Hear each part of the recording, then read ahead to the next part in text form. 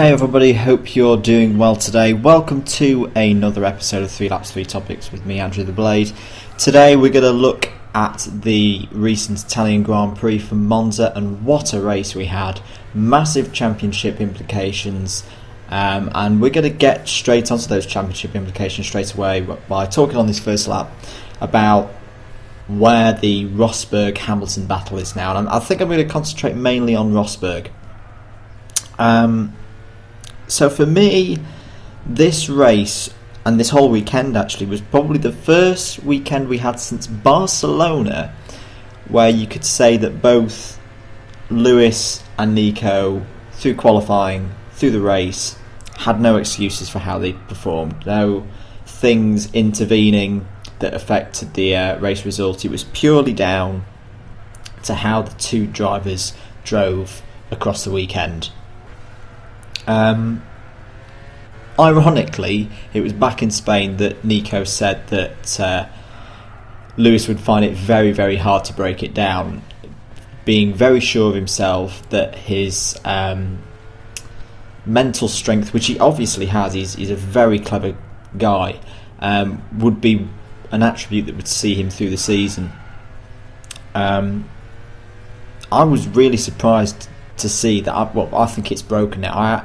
I think Lewis or the media or whatever it is has broken Nico.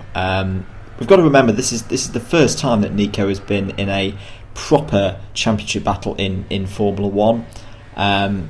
He's never been to these heights before. It's uncharted territory from him, and we've seen before with different drivers when they've got to this stage it can be too much of a challenge for them. Even Lewis himself in his first year, when him and McLaren cracked at China in 2007, it can happen. But I think what this does mean now for Nico is, in a similar way to how Lewis through his career has needed this at certain times. I remember saying this exact thing after Monaco about Lewis. Nico's camp need to regroup. They need to focus on saying, look, we've still got this 22-point lead, and they're still in a really strong position going into the last 6, effectively 7 races if you consider with double points. I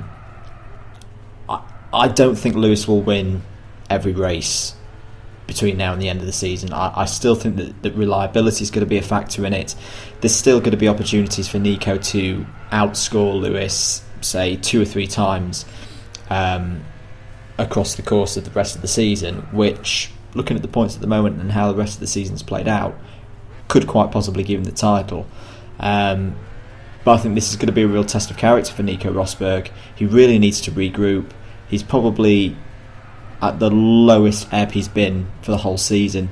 And if he's going to be world champion, it's absolutely key that he bounces back in Singapore, which interestingly is quite a strong track for him and Lewis. I was looking at some of their results and remembering back in particular to I remember when Nico nearly actually won the first Singapore Grand Prix when he was driving for Williams. So I think Singapore's going to be an absolute ding-dong battle, and I can't wait for it.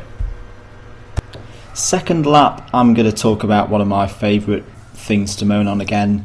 Yes, I'm going to bring up the Stewards. For me, once again, they had a real shocker this weekend, and it just further tells me that they really need to sort this stewarding situation out. First of all, let's take Kevin Magnussen's incidents.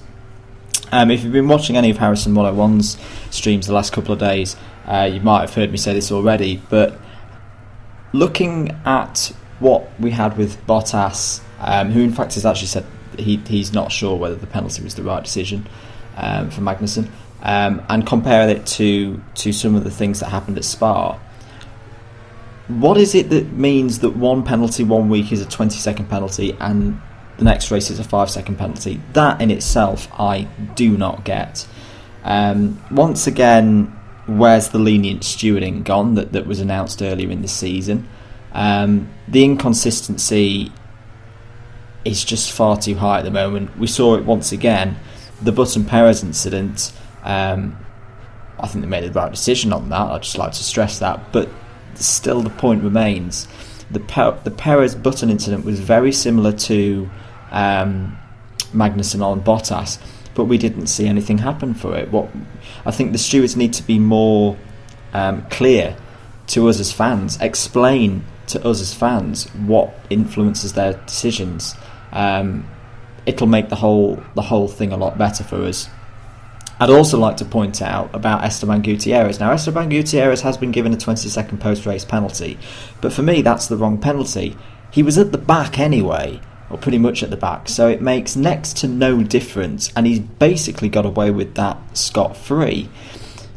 We've got this penalty point system in place. For me, a penalty points being handed out would have been a much more appropriate penalty, probably to the tune of 2 or 3 points, similar to how when Maldonado flipped Gutierrez back at Bahrain.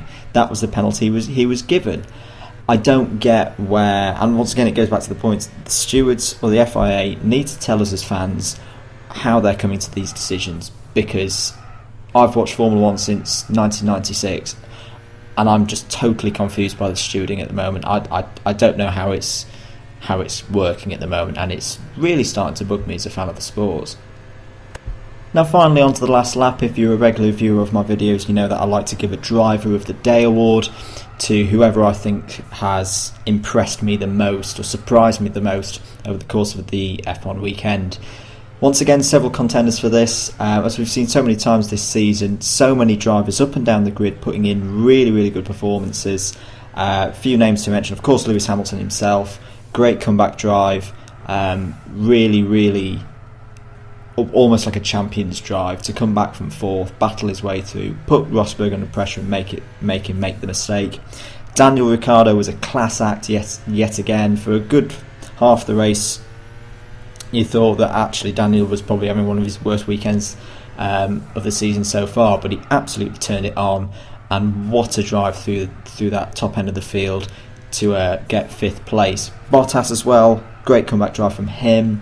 Perez as well, who I've actually thought was a little bit under pressure going into this weekend. Really solid drive from him all weekend, and some great points for Force India.